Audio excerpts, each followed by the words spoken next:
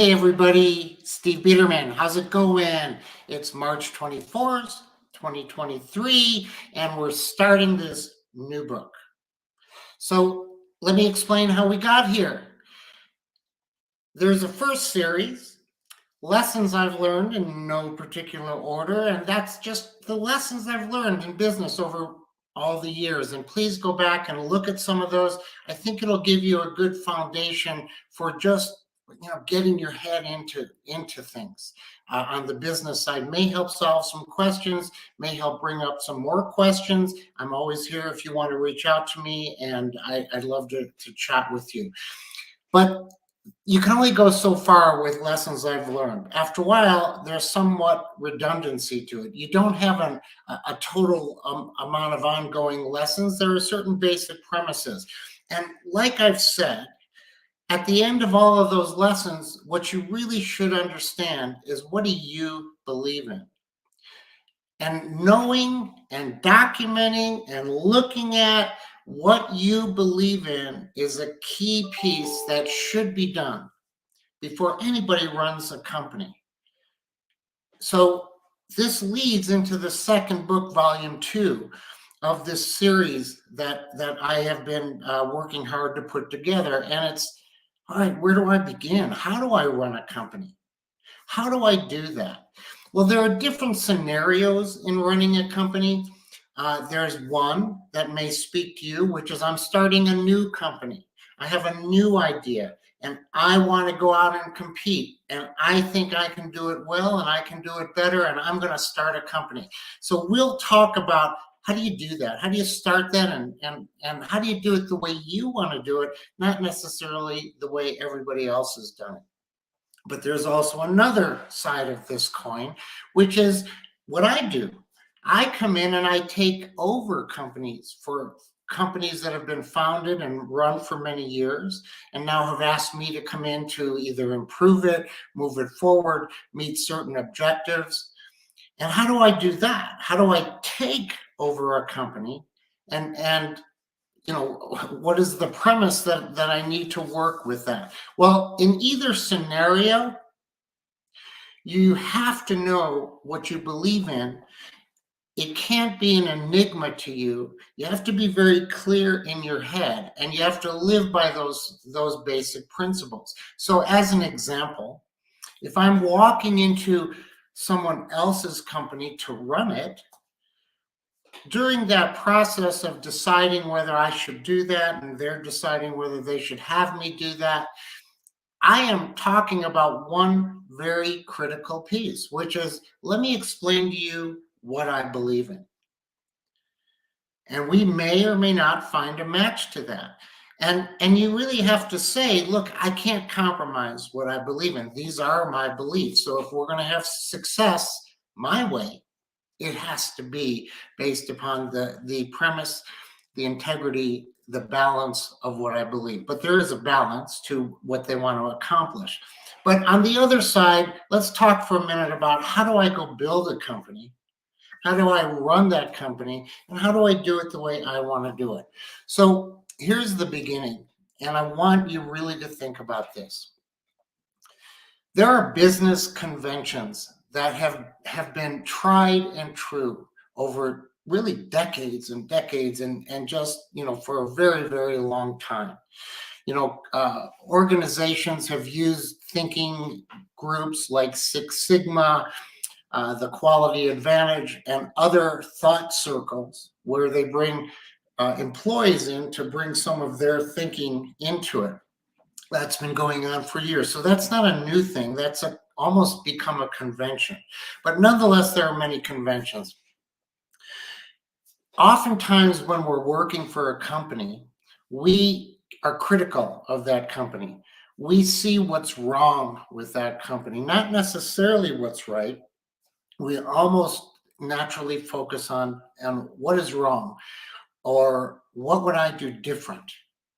So now let's say you're going to start your own company, and you're going to say, what? Are you going to say, I'm going to remove all of the conventions, and my way doesn't have anything to do with that? Or are you going to say, look, are there basic fundamental building blocks I need to put together? And should I use those? And if I do that, is that my way? So here's the thing. It is your way, but every way has to have a foundation. So if you've ever noticed a house being built, there are just all sorts of designs and thoughts with that. But if you're in a part of the country where they build foundations, a foundation still has to be built. The beauty of that house is not in the foundation. The pillars that hold up the house for the design of the house are still pretty fundamentally the same.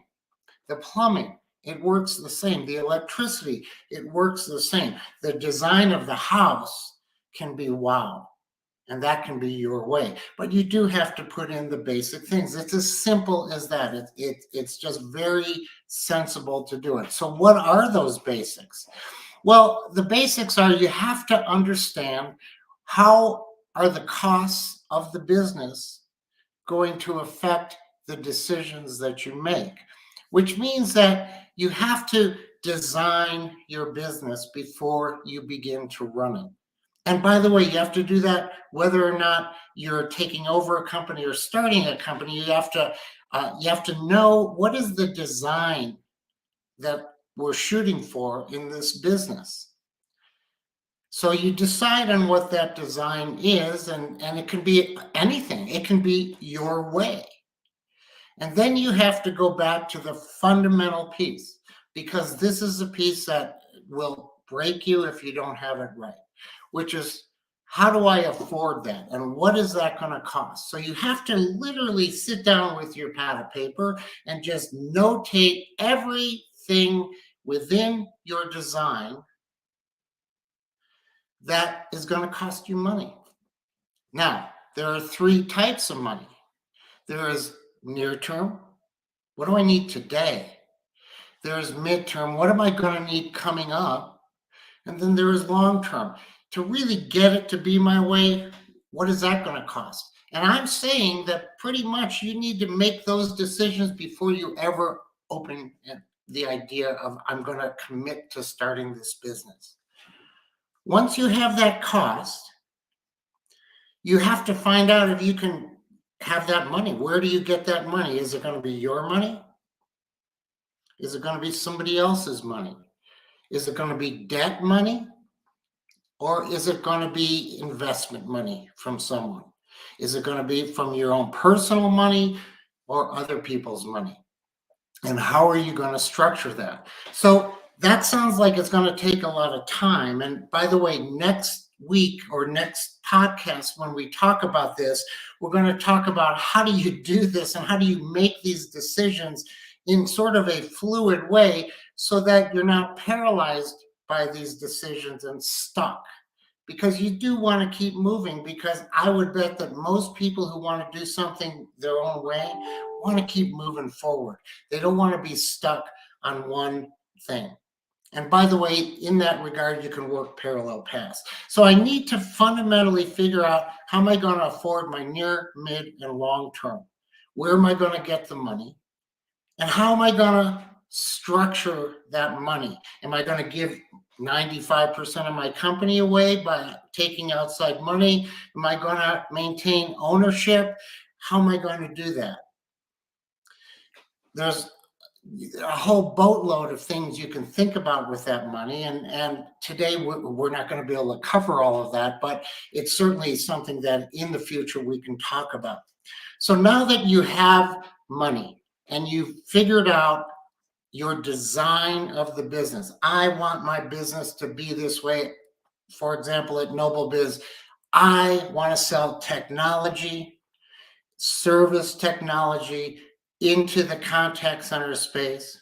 And I want to be a promise keeper, because I know the market that I'm selling to feels that this is mission critical, what we're doing. And if I can't meet my promises, I can risk their business. So I'm going to be a promise keeper.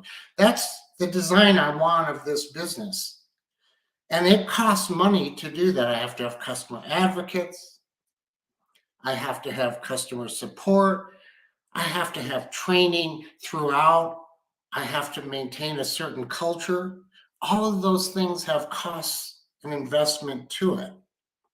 So essentially, that's what we're talking about here. We're talking about what is my design and how am I going to afford to do it.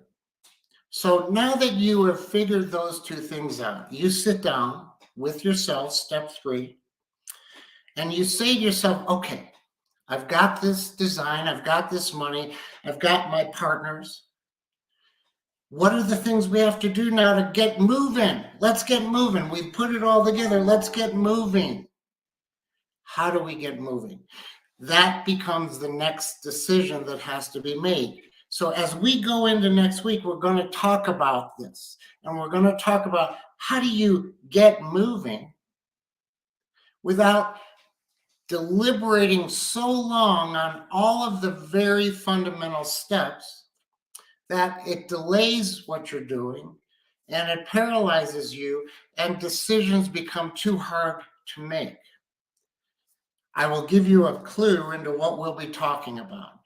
And there is a method that I use, and it's a sprint to market method tied in with a full to market method. And we're going to talk about that next week. So I hope I haven't kept you too long today. I wanted to make it short and swift. This is where we're going. When you're starting your company, when you're taking over someone's company, you have anything you want to talk about, come talk to me. I'm just thrilled to be able to share my information with you. So with that, you take care. I look forward to seeing you at our next podcast. Bye-bye.